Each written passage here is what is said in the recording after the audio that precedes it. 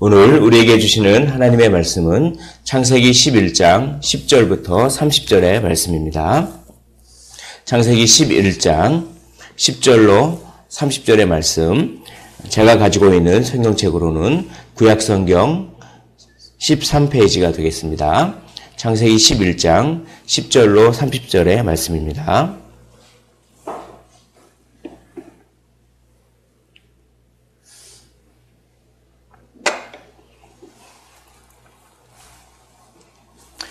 네, 우리 다 찾으신 줄 알고 한 절씩 교독을 하시고 마지막 절 함께 읽도록 하겠습니다.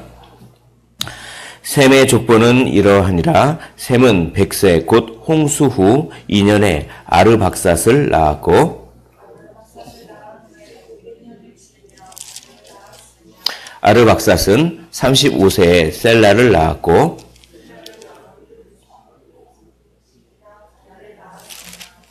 셀라는 30세에 에벨을 낳았고, 에벨은 34세에 벨렉을 낳았고, 벨렉은 30세에 르우를 낳았고, 르우는 32세에 스룩을 낳았고, 스룩은 30세에 나홀을 낳았고, 나홀은 29세에 데라를 낳았고, 데라는 70세에 아브람과 나홀과 하란을 낳았더라.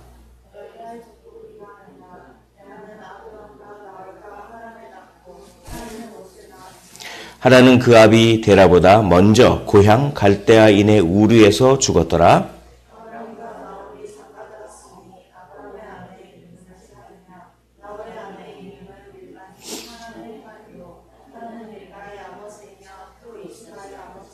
우리 30절을 한 목소리로 읽겠습니다. 사레는 임신하지 못함으로 자식이 없었더라. 아멘. 오늘 보면 이 셈의 족보가 이렇게 쭉 이어져 있는데, 오늘 11장 10절에 보시면 셈의 족보는 이러하니라 라고 하면서 셈의 족보가 쭉 나오는데, 이 셈의 족보가 여기만 나오는 것이 아니라 10장 12절을 한번 보시면 이렇게 되어 있습니다. 21절이죠. 10장 21절에 셈은 에벨 온 자손의 조상이요 야벳의 형이라. 그에게도 자녀가 출생하였으니 라고 하면서 셈의 아들은 엘람과 이렇게 쭉 나오는데, 여기 10장 25절을 보십시오. 10장 25절에 에벨은 두 아들을 낳고 하나의 이름을 벨렉이라 하였으니 라고 합니다. 그때의 세상이 나뉘었으며, 이게 바벨탑 사건을 의미하죠. 벨렉이라고 하는 사람 때에 바벨탑 사건이 일어났습니다. 벨렉의 아우의 이름은 욕단이며, 욕단은 알모닥과 셀렙과 하살마역과 예랴와 이렇게 쭉 나오는데, 즉 벨렉의 아우의 족단이 나옵니다. 그러나 셈의 족보에서 벨렉의 족보는 여기 나오지 않습니다. 10장에서는. 그런데 오늘 11장에 보면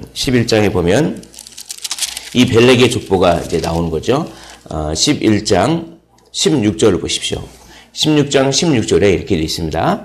에벨은 34세에 벨렉을 낳았고, 벨렉을 낳은 후에 430년을 지내며 자녀를 낳았으며, 이렇게 쭉 하면서 이 셈의 족보를 더 자세하게, 이렇게 벨렉 이후의 족보를 자세하게 설명합니다. 그리고 낳았고 계속 그냥 계속 낳는다 이런 얘기만 쭉 하죠. 여기에 어떤 특별한 사건이 없습니다. 누구는 무슨 일을 했고 어떻게 하였더라, 누구는 무슨 일을 했고 어떻게 하였더라, 이렇게 하는데, 이건 뭐냐면 일종의 스피드를 내는 겁니다. 스피드, 속도를 내는 거죠. 그러니까 족보가 어떤 특별한 일 없이 속도를 쫙 내면서 지금 어디로 향하고 있습니다. 어디로 향할까요? 바로 아브람을 향하고 있습니다. 그러니까 이렇게 우리가 영화 같은 거 볼 때 이렇게 막 장면이 스쳐 지나가죠. 이 장면이 착착착착착착착착착 스쳐 지나가면서 이렇게 어떤 한 사건을 향해서 막 요약하듯이 어떤 물결을 치면서 역사가 굉장히 긴 역사인데 촥 하면서 어떤 한 인물을 중심으로 이렇게 역사가 진행되는데 그 인물이 아브라함입니다. 그래서 오늘은 이 족보는 12장에 드디어 아브라함 얘기를 하기 시작하기 전에 아브라함을 강조하기 위한 그런 역할을 합니다. 이게 사람을 쫙. 그런데 이 사람들은 특별한 일을 하지 않았습니다. 그저 낳고 자녀를 낳고 특별한 일을 하지 않았지만 성경에서는 이 특별한 일이 없는 이 하루, 일상을 굉장히 중요하게 생각하는 것입니다.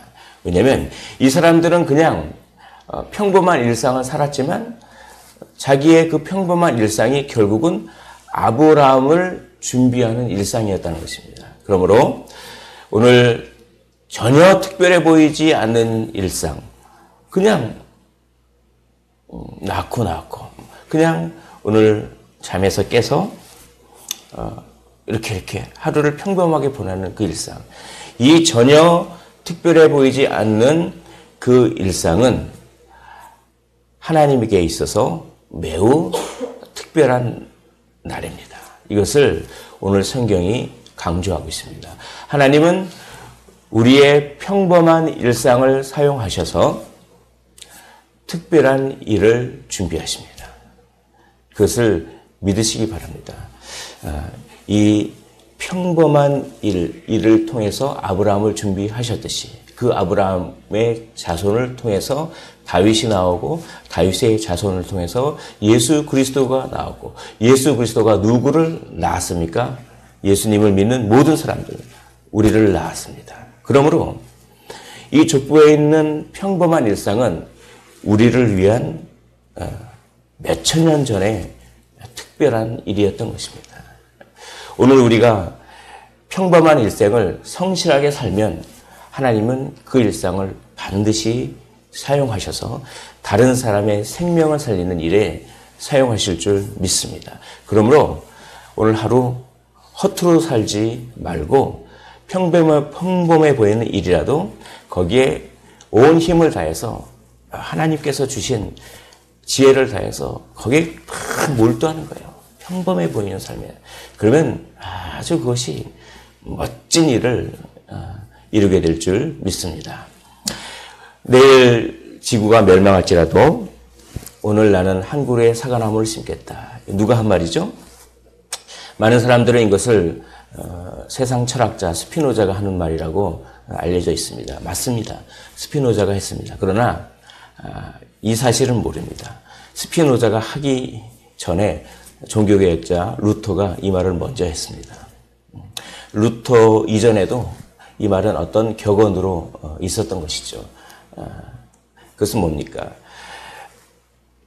참된 기독교적 정신은 오늘 하루를 결코 버리지 않습니다. 내일 지구가 멸망할지라도 오늘 사과나무를 심는 그것은 참된 기독교적인 그런 세계관이요, 인생관이요, 가치관입니다. 왜냐하면 하나님께서 주셨거든요.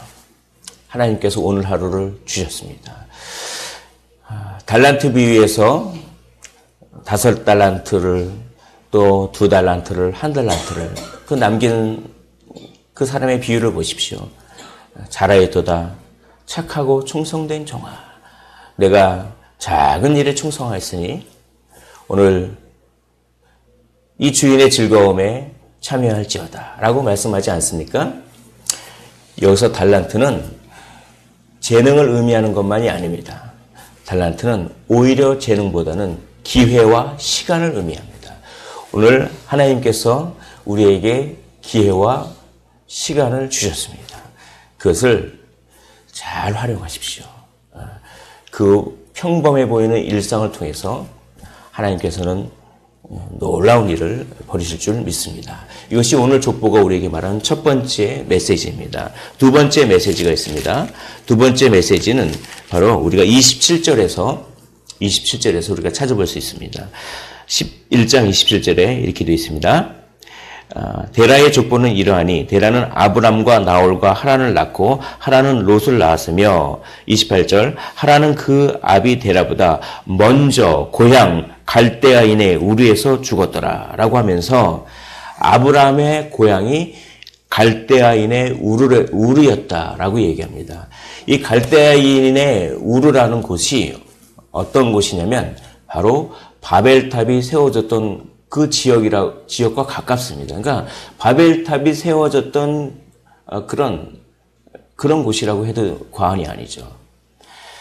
하나님에 의해서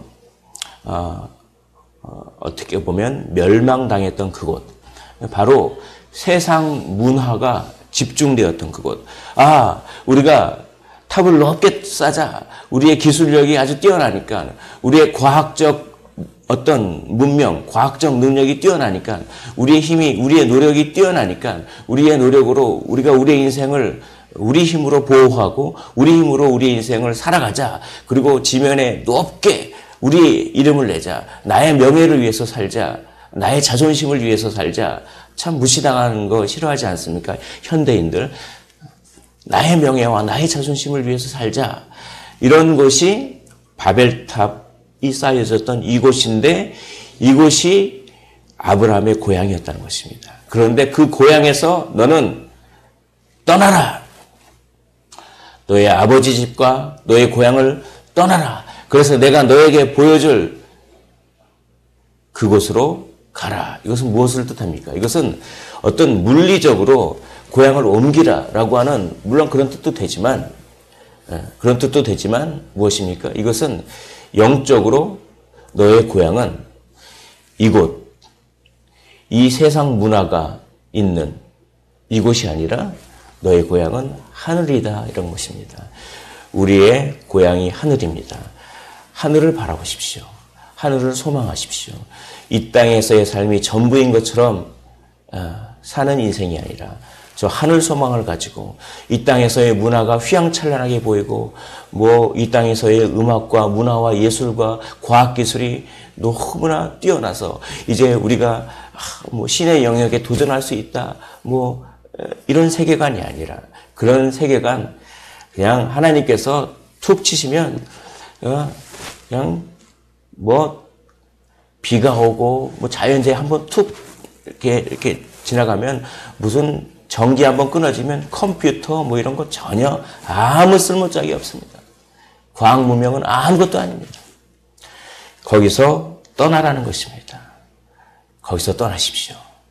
인간의 어떠함이 뭔가를 성취할 수 있다고 하는 그곳에서 떠나십시오. 그리고 하늘을 바라보십시오. 이것이 아브라함에게 했던 명령이요, 우리에게 했던 명령입니다. 마지막으로 한 가지만 더 말씀드리겠습니다. 여기 오늘 30절을 보십시오. 30절을 보면 사레는 임신하지 못함으로 자식이 없었더라. 이것이 굉장히 놀랍습니다. 어떻게 보면 아브라함이 주인공입니다. 그런데 아브라함은 자식이 없습니다. 그런데 오늘 보십시오. 오늘 족보에는 낳았다라고 하는 얘기가 얼마나 많습니까? 낳았고 한 30번 이상을, 거의 30번이죠. 낳았고. 아니, 다른 사람들은, 별로 주인공 같지 않은 사람들은 잘도 낳습니다. 잘도 낳아요. 그런데 오히려 오늘 족보의 맨 마지막에 이제 이 주인공은 임신하지 못함으로 자식이 없었더라 라고 말씀합니다. 하나님은 이것을 통해서 평범한 일상이 하나님의 은혜였음을 우리에게 알려줍니다. 평범해 보이는 일상은 우리가 잘나서 그렇게 되는 것이 아니라 하나님이 은혜로 주신 것임을, 우리가 잘나서 하나님이 숨 쉴 수 있는 공기를 주신 것도 아니고, 우리가 잘나서 그런 것이 아니라 아주 평범해 보이는 이것은 하나님의 은혜입니다. 이것을 결핍을 통해서 우리가 알 수 있습니다.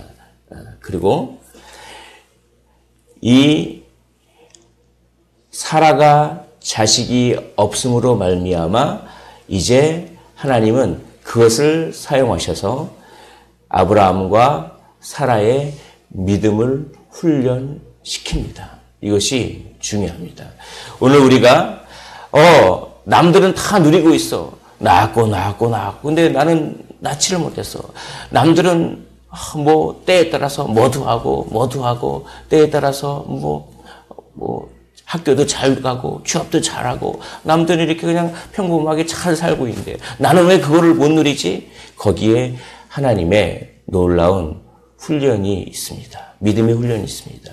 그것을 잘 치러내십시오. 그것은 그걸 사용하셔서 아브라함과 같이 복의 통로로 사용하십니다. 오늘 족보를 통해서 세 가지 교훈을 말씀드렸습니다. 첫째, 하루의 일상, 평범한 일상을 최선을 다해서 사십시오. 두 번째, 우리의 고향은 이 땅이 아니라 하늘입니다. 하늘을 바라보십시오. 세 번째, 이 땅에서 뭔가 결핍된 것이 있습니까? 다른 사람들이 누리지 못하는, 누리는데 나는 누리지 못하는 그것이 있습니까? 거기에 낙담할 필요가 없습니다. 그 결핍을 통해서 하나님은 우리를 훈련시키셔서 가장 아브라함처럼 존귀하게 우리를 사용할 줄 믿습니다. 기도하겠습니다.